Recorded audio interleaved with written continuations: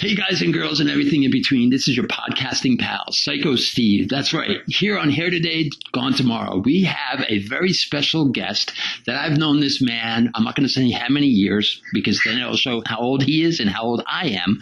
But I can just tell you, I call him one of the hardest working bass players in all rock and metal because he's in 17 different bands.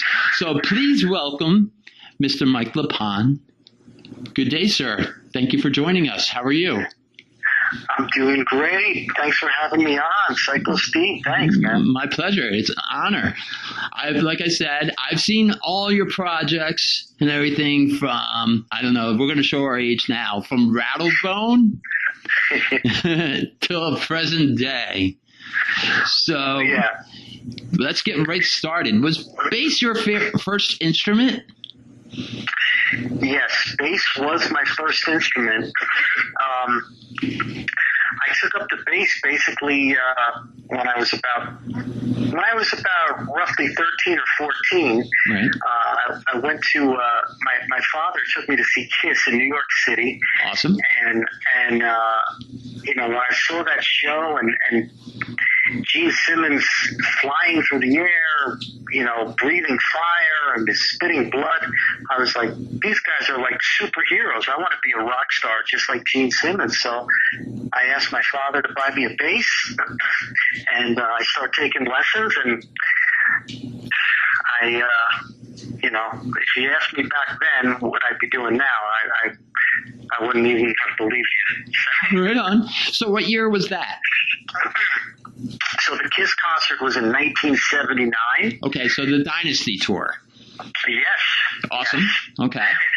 The Dynasty tour. And then, so I was 13, and I started taking lessons for a year, and then I basically just learned by trying to figure out songs by all my favorite bands and bass players, and I took some music theory classes, and for the most part, I was self-taught the whole time. Wow. First year, folks, the man, the myth, the legend, took lessons first and then self-taught. That's cool. So besides bass, do you play any other instrument? Yeah, I can play guitar just good enough to write music. I'm not a good lead guitar player, but I can get by with some rhythm guitar. Right. And I actually on my two solo albums, I actually play rhythm guitar on both those albums. So that's the only time I've ever done that. So it's given me a good excuse to learn how to play the guitar a little bit better, and kind of challenge myself a little bit. So yeah, I love playing guitar. Sweet. Now, how many basses do you own? All right, I'm looking at them right now, and let's count. Okay, here we go. We're counting live, right? Yep, absolutely. All right, so I've got, 1, 2, 3, 4. I have four-string basses. Right. And I have 2 8-string basses. Wow. Look out, John, my young. You probably got about 34. But that's okay. Well, yeah. Well, okay. Now, do you have your first one that you learned how to play?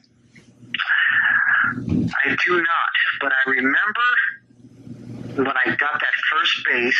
Right. It was called a Univox bass, and my father had bought it at the Livingston Mall here in Livingston, New Jersey. Wow. And I don't know whatever happened to that bass, but back then I was really dumb, and I didn't realize the worth of some of these basses, because my second bass was a Rickenbacker 4001 bass. Wow. If I still had it today, it would have been worth a tremendous amount of money. But I just didn't get it back then, And, right. And then one day I was like, I'm bored of this bass. I'm just going to give it away. And I gave it away to a friend of mine. And then, when I realized how much it would have been worth today, I want to kill myself. Well, do you still talk to your friend that has it? He does have it, but he's worked on it, and I don't know what he's done to it. Who knows what it sounds like? A ukulele now. Who knows? Now, Rickenbacker, who's really known for playing Rickenbacker? Lemmy was, right? Lemmy has some really awesome-looking Rickenbacker basses, and also, of course, Geddy Lee from Rush. Right, I was just about to say Geddy Lee as well. Right. And also, actually, Cliff Burton used to have a Rickenbacker. So yeah, they were really cool because they had like two inputs, right, and you could use like two totally different amps and get such a different kind of sound. Awesome. Yeah. All right. So like I mentioned in the beginning of the show that you're in so many different projects. How do you keep them straight? Yeah, that's a good question. I'm a very organized person. Okay. And I have like a routine. Right.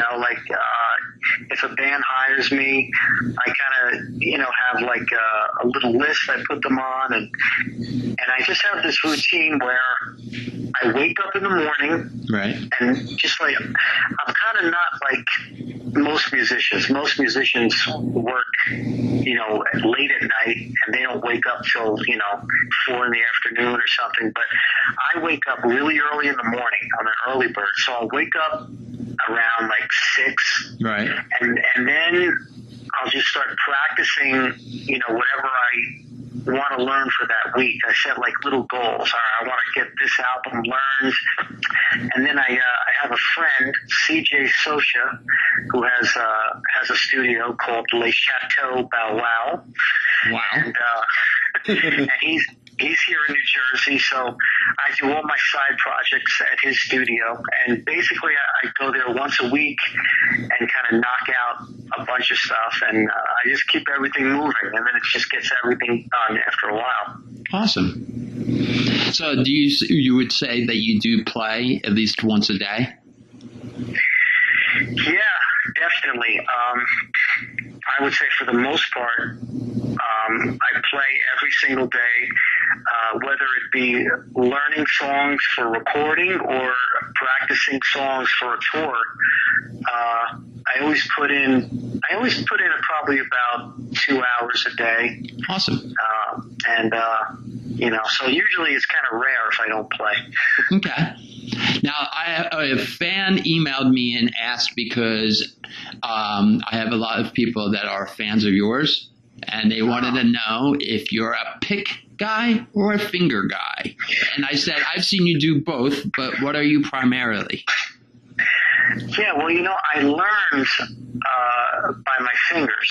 Right. That's so when I went for lessons, my teacher was a finger player, so I learned with my fingers. So I mean, I'm 90% finger player. Right. But sometimes songs I think do require a pick. Like if you're playing like metal stuff, and it's if you're playing something that's pretty fast and you need something that's really going to be accurate and tight, right. I think a pick is a little better because fingers are not always perfect. They're a little sloppy, but that's what I like about them too. If you're playing something, it's a little sloppy, it's not perfect, but it gives it a lot of character. But some stuff you're playing that's like really fast and really got to be tight, then I would suggest a pick for that. Gotcha. Now, do you hear a tone difference when you're playing a pick versus a finger? Yes, there's definitely a tone difference. With your fingers, you just get you can get like a really nasty, dirty type of sound, because you really got that human factor going. It's not all perfect, and it's just like you're just kind of beating the bass up. Something like guys like that would be like Geezer Butler or Steve Harris. Right. But with a pick, it's very kind of you get pretty much the tone is going to be pretty much the same all the way through, because you're using like a foreign instrument. So, they each have their good points and bad points, so I think you got to just like look at a song and see what it needs. There's a lot of finger players that they just get really down on pick players. They're like, that sucks. That's not bass playing. But, for heavy metal, sometimes it really does sound better than your fingers. Gotcha. All right. Awesome. Now, here's an interesting question. If you weren't a rock star, what kind of work would you be doing? Oh, that's an awesome question. Well, I can tell you that before I joined Symphony X, and we were all hanging out at the Birch Hill nightclub in Jersey those days. I was working doing just like office work, accounts receivable, accounts payable, billing. So I was working in an office 9 to 5, and it was actually I didn't mind it. You know what I mean? I had my own little cubicle there, and I just did what I had to do. It sucks that you have a boss always looking over your shoulder, and sometimes I would be judged by others because of the length of my hair, and that kind of sucked. Right. But overall, I didn't mind it. So I probably would have stayed in that field. I probably would have been working in some office. All right. Cool. Suit by day, rocker by night. There you go. All right. Sweet. Weekend warrior. Right on. Okay. So if you could play with any musician, dead or alive, who would it be with and why? Yeah. Oh, dead or alive. Okay. Yes. Well, I think it would have been amazing if I could have played bass for Elvis Presley. Awesome. Good answer. Because I admire, he's one of my favorite singers of all time, and I think that would have been an amazing thing. I think some guys that now, I would love to play bass for Richie Blackmore. Really? That medieval stuff, or like his rock stuff? Well, both. Okay. Because I love his guitar playing, and I've always been a huge fan of his. And I'm definitely a huge fan of the medieval stuff, too. So that would be a lot of fun. I mean, he's had an incredible influence on me. For any of your listeners that have my solo albums, there's a huge Blackmore's Night influence in those albums. So, it would be a blast to jam with Richie. Gotcha. Well, you've played with Dio. Well, not with him, but you did didn't you do support with Symphony X and Dio did a show together? Let's see. Well, I know we've played some festivals. Right. When Dio was playing with Heaven and Hell. Right. And so we have played in the same night as them. So, cool. And that's awesome too. I mean, he's definitely one of my all-time favorite singers for sure. Absolutely. All right. I don't know if you remember this. I used to be in the car business, so I have to ask, what kind of car do you drive? Well, you're going to be shocked. It's definitely not a musician car. Okay. I wouldn't even say it's a man car. It's kind of a chick car. Okay. I drive a blue Hyundai Accent. Okay. It's about as obviously your car is about as small as you're going to find. Wow. And, it's basically, it's about all I could afford being a poor musician. Now we know why you're in 15 different projects. Okay. Oh, yeah. Okay. Right on. Okay. So what's in the CD player right now if the car has a CD player? The car does have a CD player, actually. It's a 2010. Okay. Let's see, what's been in there? Well, interestingly enough, your brother's band. Oh, my cousin? Your cousin, I'm sorry. Oh, sorry. My brother doesn't have any musical talent. I have to give him an iPod to carry a tune. Are you kidding me? Oh, my God. It skipped him, went to me, and it went to Dan. But go ahead. Yeah, because I was with Danny last Friday night, and we were hanging out with the guys from Midnight Eternal. Okay. And they gave me their first CD. Awesome. That I played a few songs on anyway, and I was listening to it. So that's been in the player for a while since Friday. Oh, great CD. Yeah, very, very cool. I liked it a lot. Right on. Besides yours, the stuff that you recorded with them on. Yeah, it was really cool. I've known all those guys for a while, and when Midnight Eternal first began, right, I was playing, but after a while, I just had so many projects going on. I just couldn't give them the dedication they needed, so they had to get another guy. But I think I'm going to do some more stuff with them actually when they do their new record. Sweet. Can't wait to hear that. Yeah, man. Okay. So do you have a favorite song, not just from them, but I'm just saying in general, that you like to play?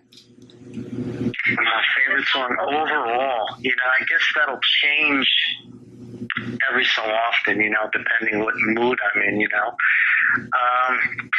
So I would have to think about what I've been practicing lately. And lately, I've been practicing the solo stuff because we have a show coming up.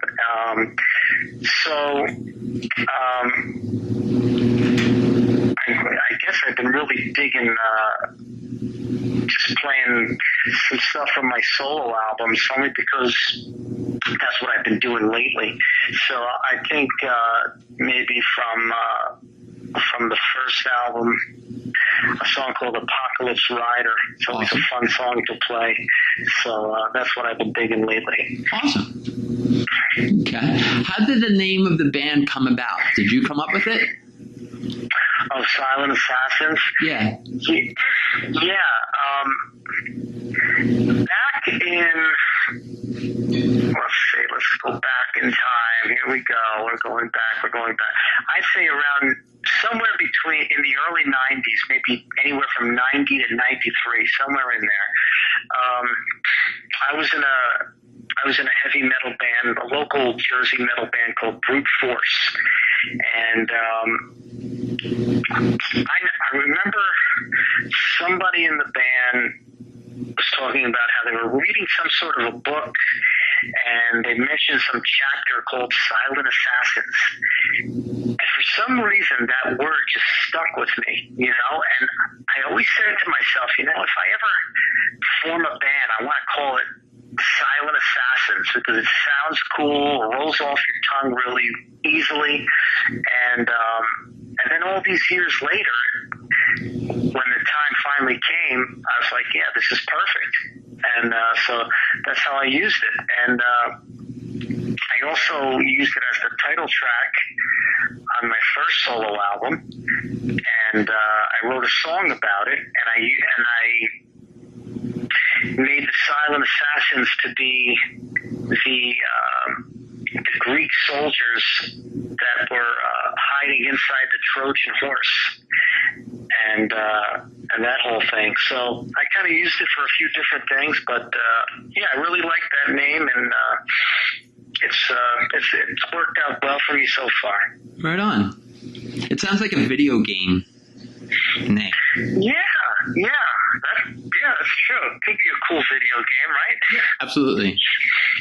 So, all right. Now, when you hear your music on the radio or a podcast, if you do listen to any podcasts or everything, do you turn it up, do you turn it off, or you turn it down? Well, that's an awesome question, dude. Thank you. I guess it depends on what mood I'm in, who I'm with listening to it at the time, and different circumstances like that. Sometimes I'll turn it up because I'll want to hear how the music sounds over a computer or over a radio. You know what I mean? I want to hear how it comes across. Right. You know, I think, but sometimes, you know, I won't even listen to it because I'm like, oh, you know, I've heard this song a million times. I don't need to hear it, you know. So, you know, so I think it all depends on what song it is and, you know, maybe who's listening with me and, you know, the different circumstances behind it. Awesome. Okay. Now, going back a little bit, like we said about Silent Assassins, we also know you from being the bass player to Symphony X. Right. What is going on with them? I understand that, you know, for example, I know Pinella was supposed to come out with a solo album. Romeo came out with a solo album. Alan is on tour right now with Trans-Siberian Orchestra. What's Jason doing? Jason, I don't think, at least I don't think he's been doing much musically since then.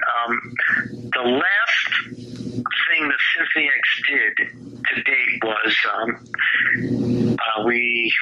our last show that we did was in October of 2016, and it was in Australia. Wow. So, you know, since then, yeah, Russell's been doing TSO and the Adrenaline Mob and that stuff. And, yeah, Jason, I don't think's really been doing much musically. Pinella, same. And, yeah, Michael Romeo and I have been active with solo albums and stuff. But, you know, we are planning to get going again next year. Okay. So we're looking to get on the road. So we're confirming some dates now. So hopefully we'll have everything confirmed soon, and we'll be able to make an announcement for some touring stuff. So yeah, we're excited to get back out there. You know, it's like you know, we all miss each other. We want to play and continue on with that stuff. Nice. Now, out of all the rock star musician people that you play and record with and everything, is there like any like rock star that haven't recorded with or played with that you can actually like pick up the phone and give them a call and say, hey, I'm in your town, let's grab a beer or come to the show? Right. You know, very few. I'm a very shy guy, right. And you know, if I see a rock star at a show, I very rarely will talk to them. Like, my attitude is, you know what, you know, this poor guy probably gets 25 people are bothering him. I'm just going to leave him alone, you know. So I don't really have too many rock star friends, to be honest with you. Okay.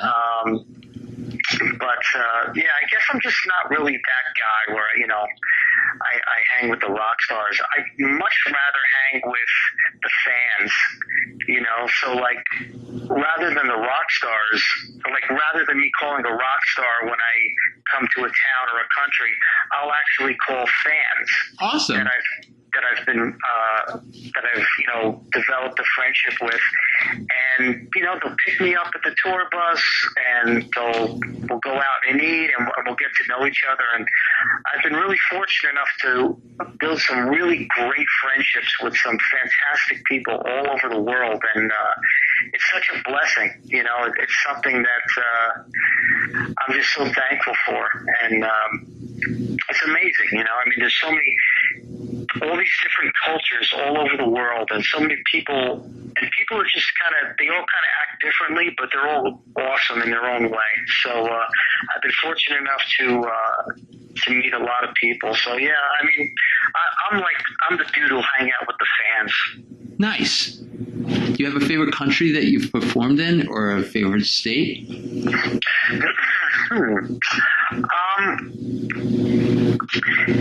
Like, you know, I mean, a lot of the countries It's interesting too because the fans act differently in a lot of the countries. Right. Some of the countries, the fans are just. I mean, they just go totally crazy, I mean, they could sing every song back to you screaming at the top of their lungs. Other countries are more reserved, but I mean, they enjoy the show the same way. They're just a little more reserved. I think my favorite place to play is probably Brazil. Really?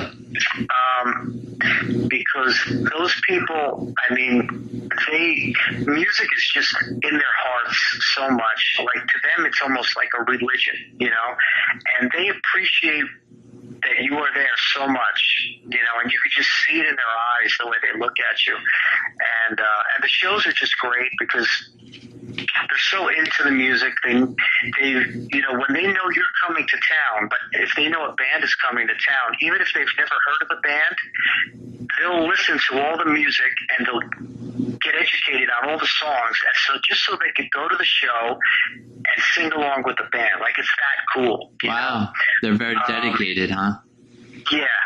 It's fantastic. I mean, they really, really appreciate that you're there, and it really makes you feel, so blessed that you get to, have this kind of a career. But I haven't been to Brazil probably in about 4 years or so. Okay. But can't wait to get back there. Nice. And the food is incredible. I like Brazilian food. Yeah, the South America, they really have their meat is delicious. I don't know. I guess maybe it's just better kind of meat. I don't know. Maybe it's more fresh, but it is so good. Absolutely. I am definitely a carnivore, so I don't get these people that are vegan or vegetarian. No disrespect to any of my fans or family that are vegan or vegetarian. I'm just like, what? So. Yeah, I mean, it's I respect so much people who do the vegetarian thing or vegan thing because it's really hard to do that, Right. The meat in South America is just so delicious, though. Gotcha. All right. So, have you ever been starstruck? That's a really good question because it's hard to get me to be starstruck. Right. Really hard. Because I have the attitude where it's like, I like a band's music and I really don't even care about meeting the band or anything like that. Right. But I will say that in 2003, I met the great Ronnie James Dio. Awesome. And I have to admit, I was definitely starstruck, Right. Oh, and also, on a funnier note, I was also starstruck when I met Elvira. I couldn't even talk. It was hysterical. Well, now, was she in her outfit and costume, or was she Cassandra Peterson? Was she red hair and everything like that? At the time I met her, she was in her costume. Okay. And, and this is going back to the 90s again, Right. And, I was just so in love with her. So when I finally, it was at one of those conventions, right. that they have. I was going to say, like a chiller theater kind of thing? Yeah. Nice. So when I finally met her, I didn't even know what to do, but I did get a picture of the moment, so that was like really, really cool. But yeah, I think those are really the only two times. I mean, I've met some big rock stars, but it's just like my attitude is just like, you know what, I love your music, but I don't really have to meet you and be disappointed if you're not a nice person. I totally get it. Speaking of musicians and whatnot, and you brought up your first Kiss concert was in 1979. Have you ever met any of the members of Kiss? The only time I was able to do that was when the Lick It Up album came out, Okay. maybe like the day before they were going to play, I think Madison Square Garden, they did an in-store appearance at, I believe it was a Sam Goody in Manhattan. Right. And so this is, I guess, around 84. Yep. And so me and my friends, we went to Sam Goody, got in line, and I mean, we were there, dude. It was the line. You could probably only imagine how big the line was back then for Kiss.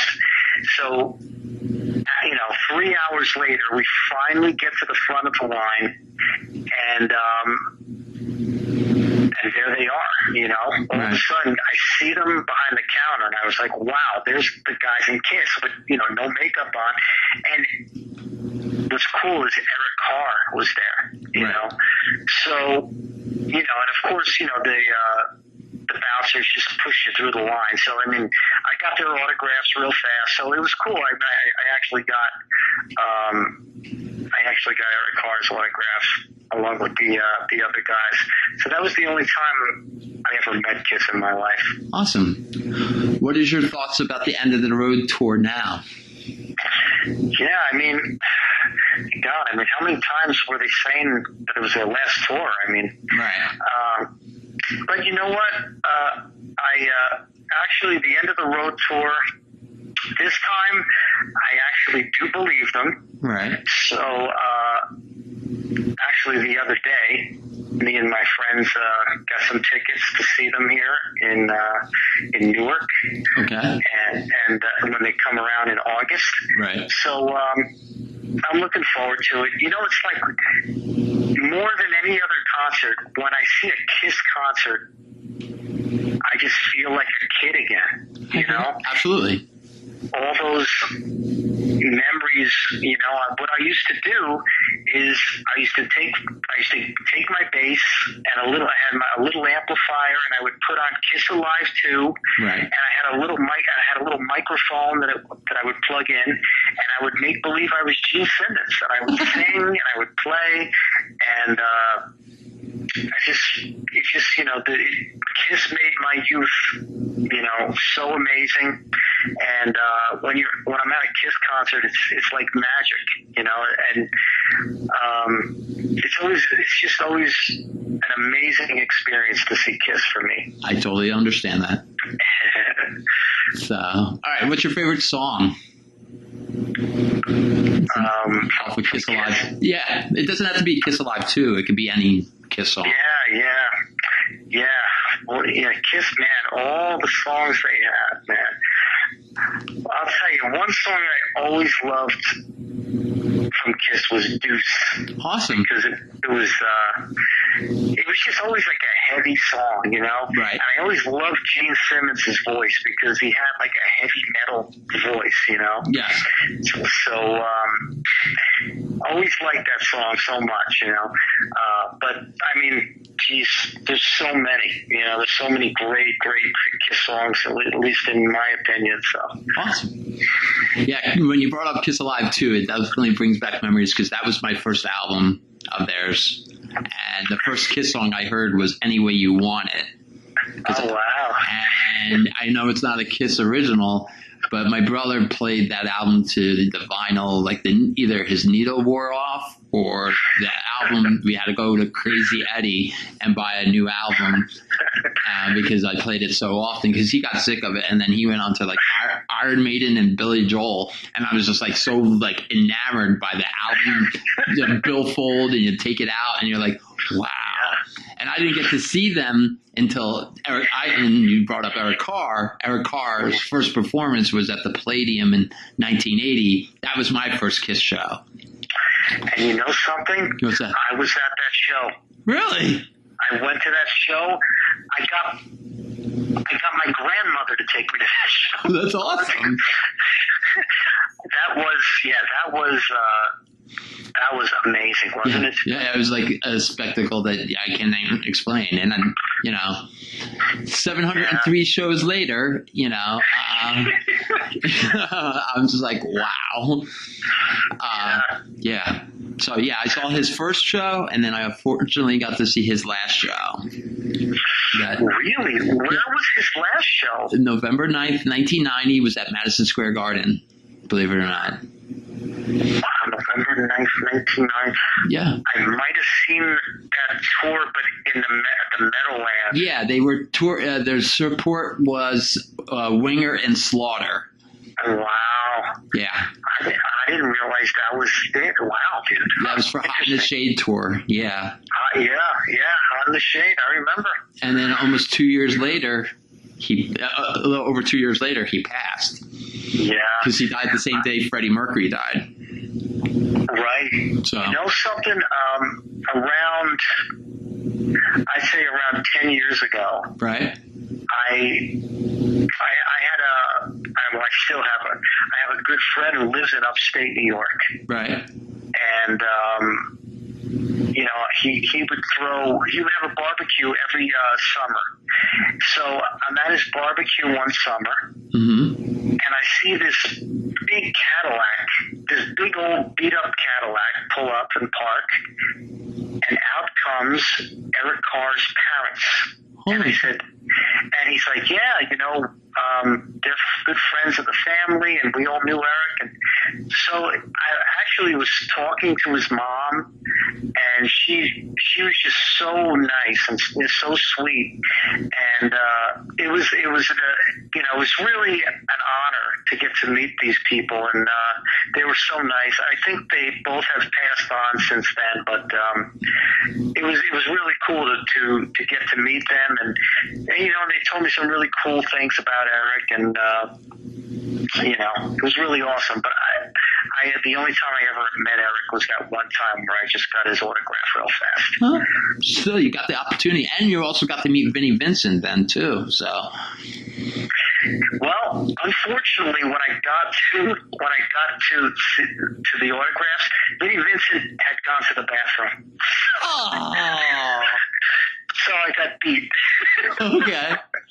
All right. Well, here's a question, and you can take the high road because I'm asking everybody that is a Kiss fan, everything like that, because Vinnie Vincent has resurfaced once again. I'm sure you read it on Blabbermouth and Metal Sludge and all these other magazines and online stuff like that. And, he was just at the Kiss cruise and everything like that. He did the day before, and then he was supposed to be playing with Robert Fleischman a couple dates next month or 2 months from now in Nashville. And he was and you brought up horror and TV expos and conventions like that. He was just at the New Jersey Chiller Theater, and I was supposed to go down to Chiller on the Saturday because I wanted to grab an interview with him. I have an autograph of his, but I have never, and I met him years ago, but at the time I never did photo ops with a lot of people until I don't know when, I guess I grew a brain or something. And I also, just like I said, I wanted to meet him, see if he'd be down with doing an interview. I've already asked Bruce Kulick this. I already asked Mark Slaughter this. So I've asked people that have been either a fan or that's been in some form or way in a band with him or recorded with him or did something with him. So since you are a fan of his and his music, first of all, are you a fan of Vinnie Vincent's Invasion, or were you just a fan of his music that he did with Kiss? Both. The Vinnie Vincent Invasion I thought was really cool. Cool. Okay. So here's the question, and like I said, we can either edit this out or you can say skip, next, or I don't know. So here's the question. You ready? Sure. All right. Vinnie Vincent, man or woman? You know something? When he resurfaced and I was watching him on the videos talking at the convention, I couldn't figure it out. I was trying to think, is he a woman? Is he a man? What's going on? Right. And honestly, I can't figure it out. And it seems like I don't think he's ever even answered that question either. Right. No one actually has had the chutzpah to actually ask him, and that would be one of the questions I would ask him if he is. Yeah. Look, I don't care what he decides or she decides to be. Yeah. because look, I respect the person for what they brought to the table, for the writing that he did with, Kiss, and then also when he did with Vinnie Vincent's Invasion, because personally I really like the stuff with either Robert Fleischman, because I think he's an exceptional talent himself, and of course I've known Mark a long time, so things that he did with Mark as well. So I mean, it's really, I can't figure it out. I mean, it's hard to say because he's a glam guy. Right. He could be just doing the glam, but he does look like a woman. Right. I don't know. But it's like you say, you know what? The guy is a fantastic songwriter. Right. And, I'm just glad he's back out there. Me too. Absolutely. Yeah. Okay. 2 more questions. Sure. All right. So you are one of the most friendly musicians that I've ever come across, and you said something that really, really was really commendable. You mentioned that you call your friends or you call your fans, and you like to hang out with the fans and everything before a show, after the show, and everything. So for the fans that are listening to this, do you have any advice for up-and-coming musicians? Yeah, being a musician and being in bands and trying to make it, it's much harder now than it was. I mean, there's less record companies out there. They're all going out of business because nobody's really buying CDs anymore. Studios are going out of business. But I think the best advice I could give a musician is, first of all, you've got to practice a lot. Keep writing songs, really perfect your songwriting, and because that's what's really going to make you go places. It's really not going to be, it's not the 80s anymore, so it's not going to be about what you look like anymore. You really got to have good songs, and you got to realize also that you're competing with thousands of bands that are all in this salad we call the internet.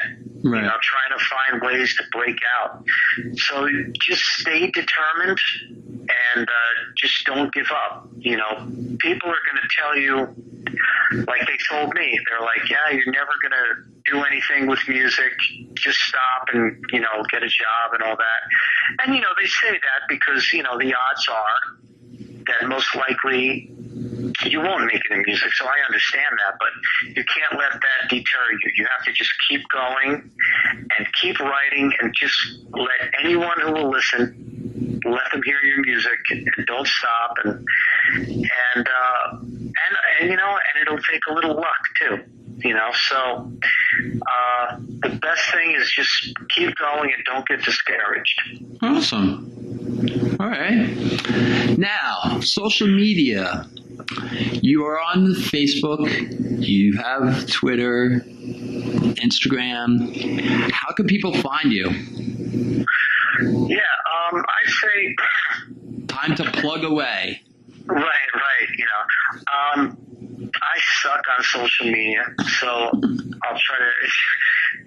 Basically, as far as Facebook goes, if you search Mike LePond's Silent Assassins, you'll find us there. So, and the same thing with Instagram. Just search us and you'll find us. If anyone out there wants to talk to me, I'm happy to talk to anybody about Symphony X, Silent Assassins, anything. Feel free just to look me up, Mike LePond. And just feel free to write to me, and I'll be happy to talk to you. And if there's anything you want to know about the band, just feel free to ask. But you can't find me. I'm on YouTube as well. Just like all the usual stuff. So shouldn't be too hard to find. Awesome. Well, this has been a blast, and I learned a lot. from talking to you again, besides shooting the shit when we're at shows, when you're either performing or just hanging out at a show.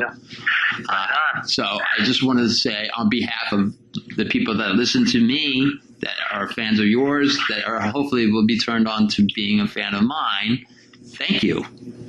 I very much appreciate it, man. And we also have to thank Donna, because Donna really helped us facilitate this.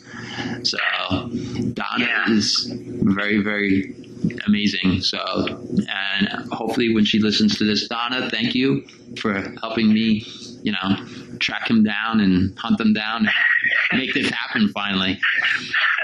Absolutely. Yeah, absolutely. Yeah, Donna definitely made it happen, and thank you to her for sure. And hopefully I will see you around, Steve. Absolutely. Definitely want to see you sometime, and we'll hang. Yeah, absolutely. All right, brother. Thank you so much for the opportunity once again. All right, bro. I'll talk to you soon. You got it. Have a great night. All right, bye-bye. Thanks. Later.